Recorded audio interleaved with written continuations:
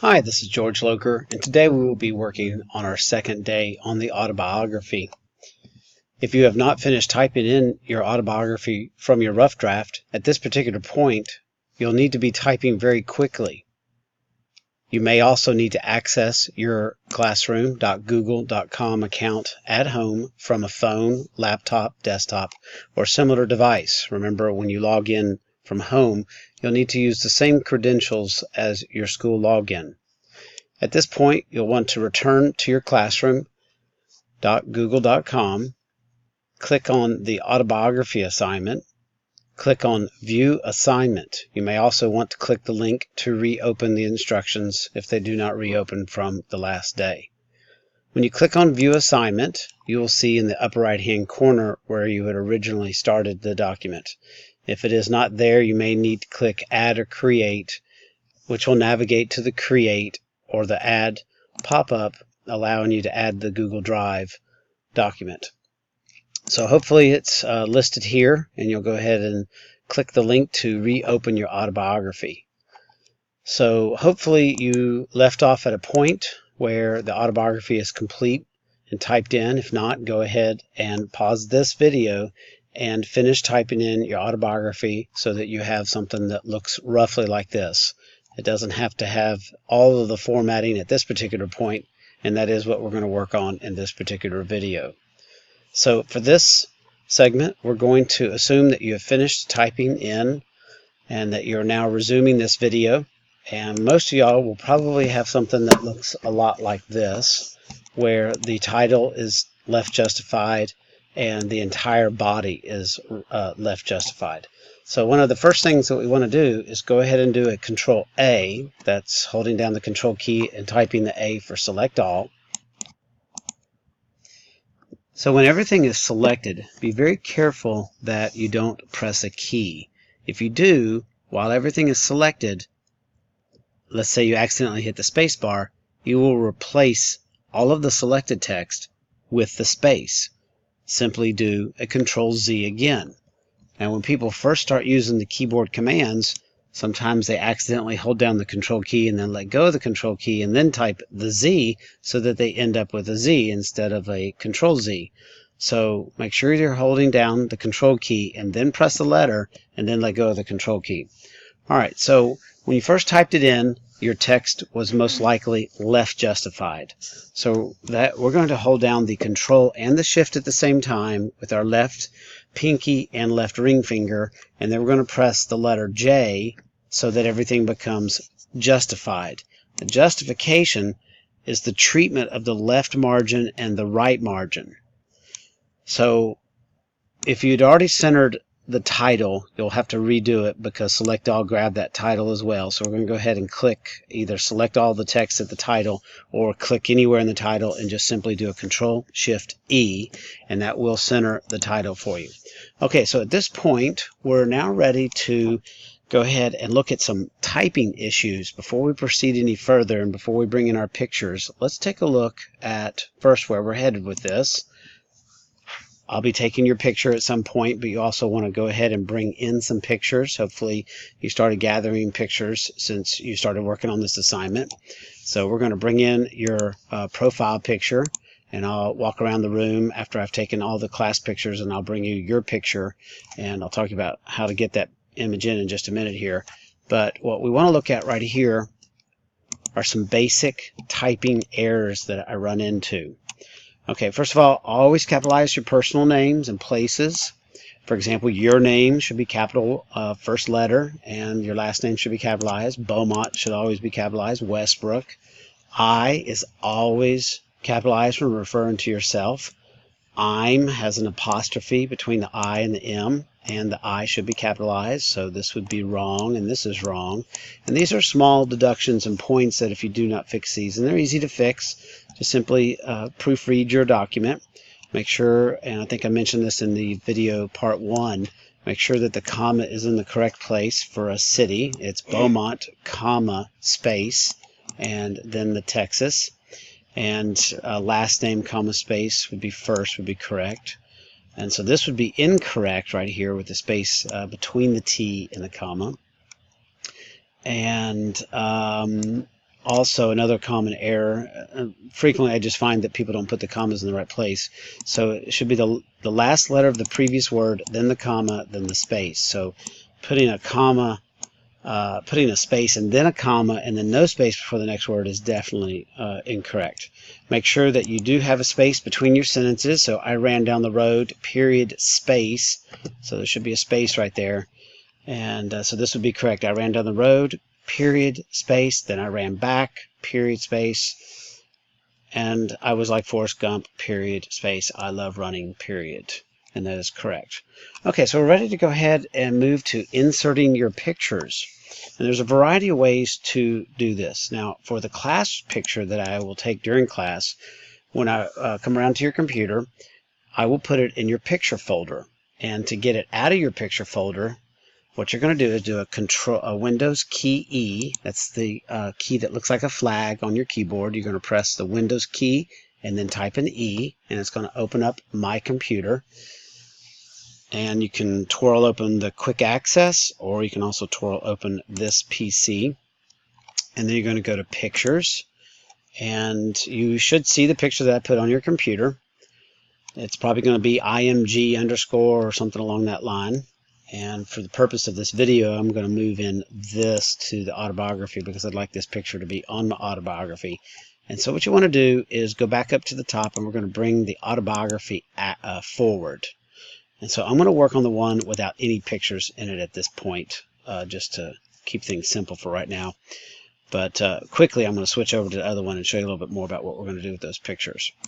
So what you want to do is move the folder, the Windows key E, in the folder view, and if you need to, restore down the size of your window in the background so that you can see both folders, or both the window for Chrome and your autobiography and the picture at the same time.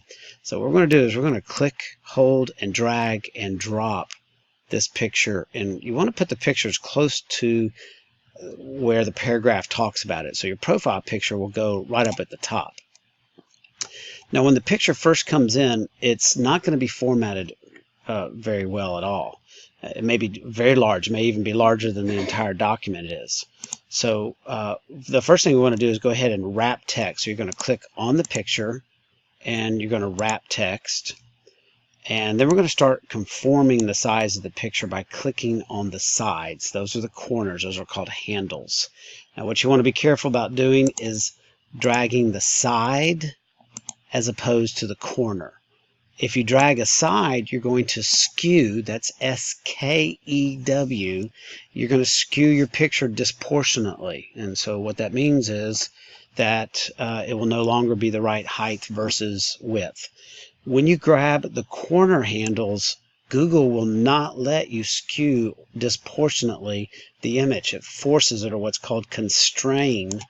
It constrains the image to move vertically and horizontally the same proportion. So grab only the corners, especially when working with people, and you can make that image smaller and bigger as necessary. Now we want it to be really small, so we're going to shrink this down. And one other thing that I may not have covered very well in the first video is the view of your document. Now I've compressed the toolbar up here at the top by twirling this little caret that says show the menus, Control plus Shift plus F. And I'm going to twirl that back open, and you can see my title, Autobiography, Drew Loker, and you can see the rest of the toolbar, the menu bars. And so I only did that to reduce the amount of space that the toolbar is taking up there, and that's a feature that Google does for you. So what I'm going to do right here is click the view and change it to fit. What fit means is that it's going to take up the amount of space that's available from left to right. And then, of course, I had it on 50% so you could see the entire document. So you can go back and forth between fit and 100% and 50% so that you can work with the document. So we're going to scroll down, and we're going to see that the image needs a bar around it. So we're going to click the border and put either a 1-point or 2-point border around it. Well, 2-point was a little bit too thick, so let's go back to a 1-point. And that gives it a nice bounding to clean up the image. Now the images need to be aligned with the edge of the text. So at this point, you'll want to move in your profile picture that will go in the first paragraph, and about 2 to 3, maybe 4 other pictures that relate to the story that you've told us in your autobiography.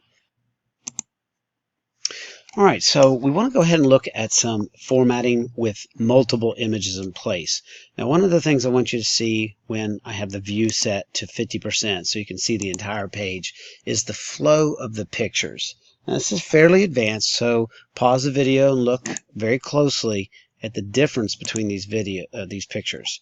Now, the profile picture, everybody will generally face the same direction, and so you should be on the left or the right, depending on which way you're facing. So you'll see here my profile picture, and if I zoom in, you'll see that I'm facing in toward the text. Let's go a little bit larger. Let's go to fit.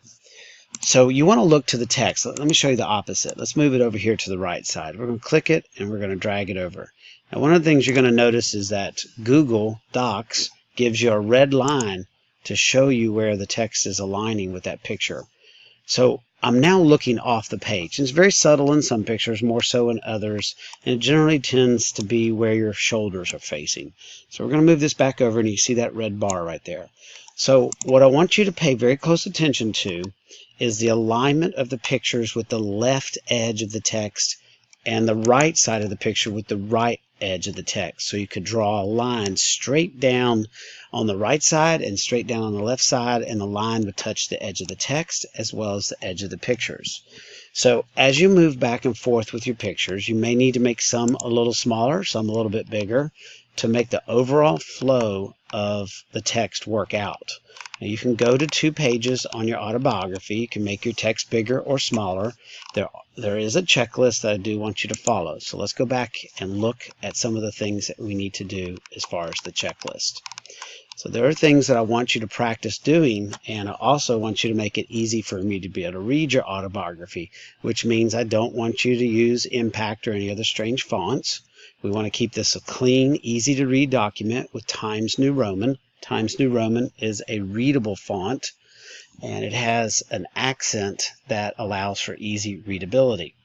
All right, so we're going to look at this checklist, and as you have formatted your pictures and as you prepare to finish your autobiography for turning in, number 1, we want to make sure that we've used the business formal paragraph style. Do not use an extra tab or indent the paragraphs with spaces. So let's go back and look and see what that looks like.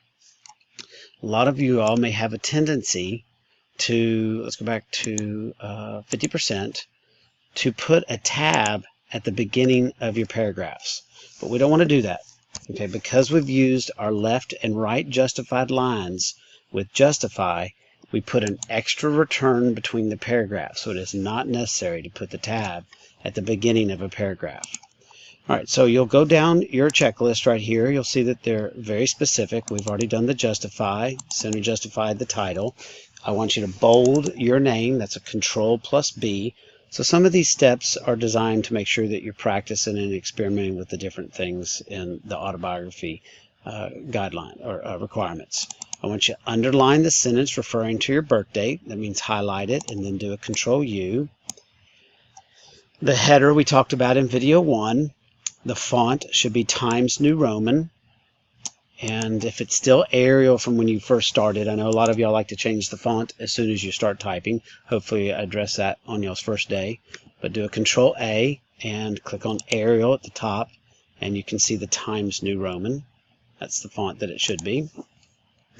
And then we're going to work with the overall flow to make sure you don't have any orphans or widows. That means lines that are oddly ending either by themselves or allowing another word to end. So you're going to set the font size 10 to 14 depending on exactly how much text you have. You may also want to change the margins to either 0.75 or 1, and I did show that on the video 1 as well. So I think that's all I'm going to address in this particular video, and continue to look over the checklist and make sure that you've hit each one of those options. And again, what you're looking to try to do is to get your autobiography to look about like this.